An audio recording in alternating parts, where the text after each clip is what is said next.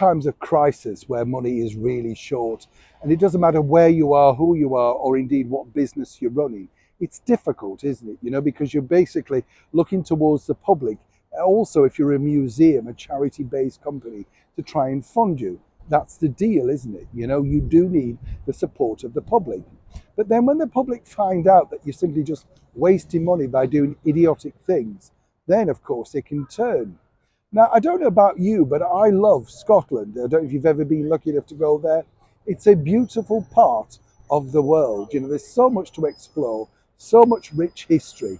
And of course, Scottish people are known for being forthright and basically speaking their mind. So I'm now asking this burning question regarding this story. Truly, are Scottish people turning weak? As ever, let me explain. This particular story all starts with the fact that there is a museum up in Edinburgh all about childhood, the Museum of Childhood. And they've now decided to do this in order to, well, proceed in this very woke world. As ever, let me explain. The Museum of Childhood in Edinburgh, which is publicly owned, recently hired a professional therapist to support staff and minority groups over fears that discussing the life in Britain would be too traumatic. It was claimed that the counsellor, which cost £1,800, was needed to offer support to the 40 people from the Edinburgh Caribbean Association, who were tasked with exploring childhood experiences and issues of race, and whose outputs including creating a Spotify list. The therapist organised 4 optional poetry therapy sessions for museum staffs and members of the group, as well as discussion sessions as part of the drive to create a safe space.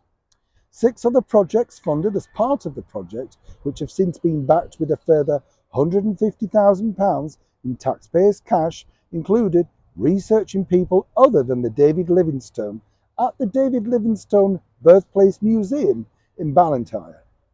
You can understand why people are angry. The bottom line is, who decides this absolute utter nonsense? Thousands of pounds wasted on a therapist because you're going to a museum that might trigger some kind of reaction? If you're that concerned, don't go. I don't know about you, but the only time that I've had those moments was when you go into the museum cafe, or indeed their gift room, their shop.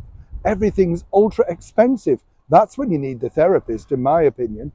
On a serious note, you can't, help but wonder whether these particular museums that are now really on the brink of closing because they've wasted so much money, do this in order to, well, get some publicity and remind people that they currently exist.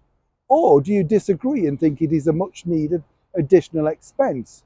Either way, I'd love to know what you think to this particular story about the Childhood Museum in Edinburgh. And I revert back to my original question. I cannot believe true Scottish people truly requested, or indeed wanted this. Neil Sean in the very heart of London.